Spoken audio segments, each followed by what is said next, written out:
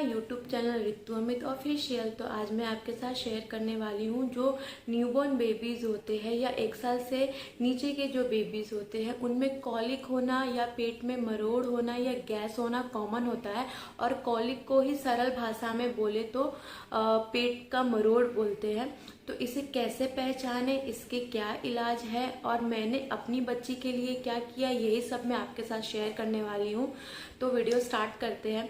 मेरी जो बेटी है वो न्यूबॉर्न से लेके 9 मंथ तक उसने कॉलिक पेन लिया है और काफ़ी ज़्यादा सीवियर पेन लिया है। उसे काफ़ी ज़्यादा प्रॉब्लम होता था और उसकी वजह से 6 मंथ तक तो उसने वेट अच्छे से गेन किया, बट 6 मंथ के बाद में वो वेट गेन नहीं कर पाई अच्छे से।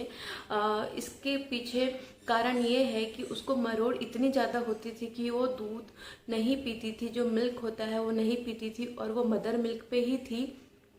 जब उसे मरोड़ होता था पहले स्टार्टिंग में न्यूबॉर्न से लेके 6 मंथ तक तो वो 2-3-5 मिनट ही मिल्क लेती थी, उसके बाद वो मिल्क नहीं लेती थी, भले वो 20 मिनट्स के बाद ले ले। तो ये सब चीज़ों की वजह से उसे 6 मंथ के बाद उसके वेट थोड़े लूज होने लगे, यानी कि उसके वेट गेन नहीं हो रहे थे। अभी तो वो सॉलिड पे आ गई है तो थोड़ा ठीक है, पर पहले जब वो सिर्फ मिल्क पे थी तो मुझे बहुत प्रॉब्लम हुआ है। इसीलिए मैं ये वीडियो आपके साथ शेयर कर रही हूँ कि पहले जब वो न्यूबॉर्न थी तो न्यूबॉर्न में वो स्टार्टिंग में पॉटी बहुत बार करती थी, जैसे कि एक दिन में 15 बार कर देती थी, कभी 10 बार कर देती थी। तो मैं बहुत ज़्यादा परेशान हो गई और मैं अपने डॉक्टर के पास में गई उसको दिखाने के लिए। तो मेरे डॉक्टर ने कहा कि बहुत कॉमन है, मदर फीड पे जो बेबीज़ होता है उनके अंदर ये बहुत कॉमन है, क्योंकि मदर फीड लेने के बाद में बच्चे जल्दी मिल्क को पचा लेते हैं, जिसकी वजह से वो पॉटी करते हैं। तो इसके लिए आपको परेशान होने की ज़रूरत नहीं है। तो ये तो ठीक है, इसके लिए मुझे कोई परेशानी नहीं हुई। और ये प्रॉब्लम उसको कम से कम 6 महीने तक सेम प्रॉब्लम होता रहा पॉटी का। मतलब 3 महीने के बाद वो कभी 6 बार कभी 7 बार ऐसे करती थी, लेकिन थोड़ा सा पहले से कम कर दिया 3 मंथ के बाद। उसके बाद में जब उसको मरोड़ होता था तो उसका पेट एकदम कड़क हो जाता था और उसके बाद उसको मैं हींग का लेप देती थी, अजवाइन का सेक देती थी, पर उससे भी उसे कोई फ़र्क नहीं पड़ा। मैं उसे टमी टाइम देती थी, जिसकी वजह से भी थोड़ी देर वो रिलीफ उसको मिलता था। उसके बाद फिर से वही चीज़ चालू होता था। मैं भाग भाग के डॉक्टर के पास जाती थी। डॉक्टर हमें ये बोलते थे कि आप बेबी का माइंड डाइवर्ट करो, आप उसे घुमाइए, आप उसे कार में ले जाइए, ताकि उसका माइंड थोड़ा सा डाइवर्ट होगा और वो सोएगी तो वो फ्रेश फील करेगी। तो हमने वो सब किया जिसकी वजह से हमें काफ़ी ज़्यादा रिलीफ मिला। तो आप भी ये करें। और अभी तो कोविड का सिचुएशन है तो अभी तो हम वैसे भी नहीं निकल सकते।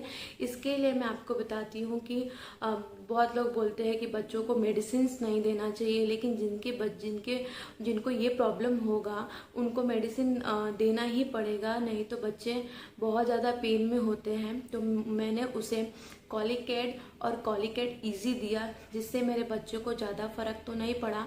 लोगों ने मुझे कहा कि ग्राई वाटर देने के लिए, तो मैंने उसे ग्राई वाटर दिया, जैसे कि हमारे मम्मी पापा ने हमको दिया, दादा दादी ने हमारे साथ हमें यूज़ करवाया है वो चीज़ें। तो मैंने उसको वो सब चीज़ भी दिया, पर उससे भी उसे कुछ भी ज़्यादा फ़र्क नहीं पड़ा।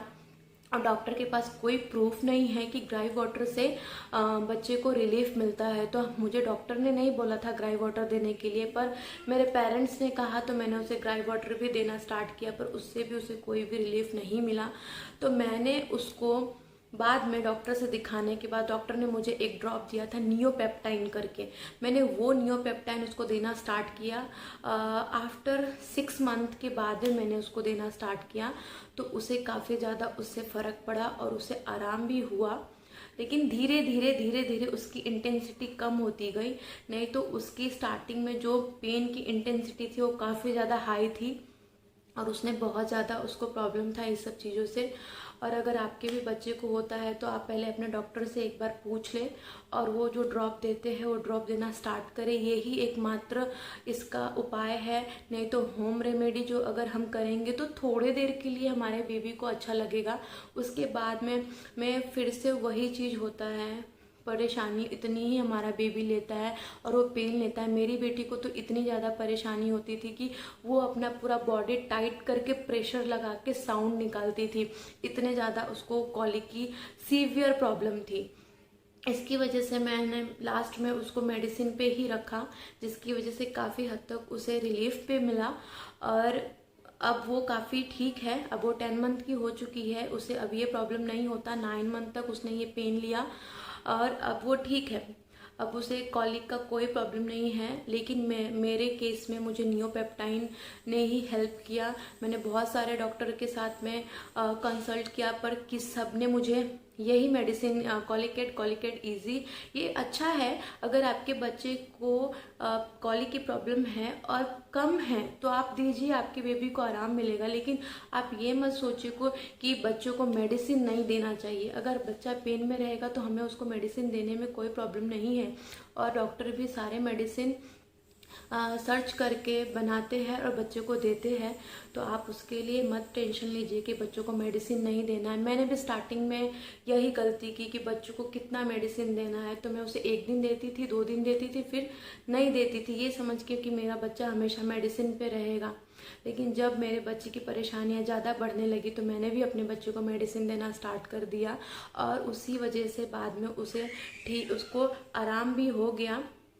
तो अब तो मुझे कोई प्रॉब्लम नहीं है। और आपको भी सेम प्रॉब्लम का सामना करना पड़ा है तो प्लीज़ मुझे कमेंट करके ज़रूर बताइएगा और इसे ज़्यादा बढ़ने ना दे, स्टार्टिंग में ही इसको ठीक करने की कोशिश करें। लेकिन हाँ, ये डॉक्टर्स बोलते हैं कि ज़रूरी नहीं है कि आपके बच्चों को 3 महीने या 6 महीने तक ही होगा।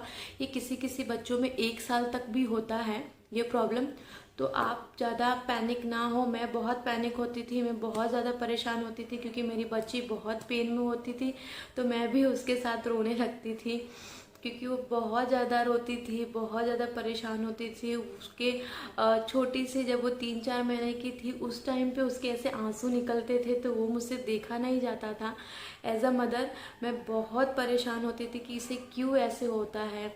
फिर बाकी लोग बोलते थे कि हमारे बेबी को ऐसे नहीं होता, तुम मुझे कुछ ज़्यादा ही एक्स्ट्रा बताती हो, पर मेरे बच्चे को सच में बहुत ज़्यादा प्रॉब्लम था। अगर आप में से भी किसी को ये प्रॉब्लम फेस करना पड़ा है तो प्लीज़ मुझे कमेंट करके ज़रूर बताइएगा।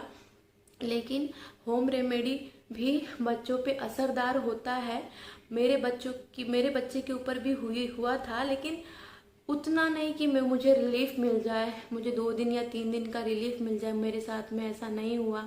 मेरे बेबी को हमेशा मतलब हर दिन हर टाइम पे ये प्रॉब्लम फेस करना पड़ा है। मेरे पास एकमात्र यही उपाय था कि मैं अपने बच्चे को लेके गाड़ी में घूमती थी ताकि मेरा बच्चा सो सके, उसी से मुझे ज़्यादा रिलीफ मिलता था। पर अभी तो कोविड है जिसकी वजह से हम नहीं निकल सकते ज़्यादा, तो फिर हमें बच्चे को घर में ही लेके घूमना है या फिर उसको कुछ ऐसी चीज़ दिखानी है जिसकी वजह से उसका माइंड डाइवर्ट हो। माइंड डाइवर्ट करना भी बहुत ज़्यादा इम्पॉर्टेंट है। अगर आप उसके साथ खेल रहे हैं या आप उसे कुछ ऐसी चीज़ दिखा रहे हो तो वो समझ के थोड़ा सा माइंड को डाइवर्ट कर लेगा। अगर ये आपको वीडियो अच्छा लगे तो प्लीज़ लाइक कीजिए, सब्सक्राइब करिए। Thank you.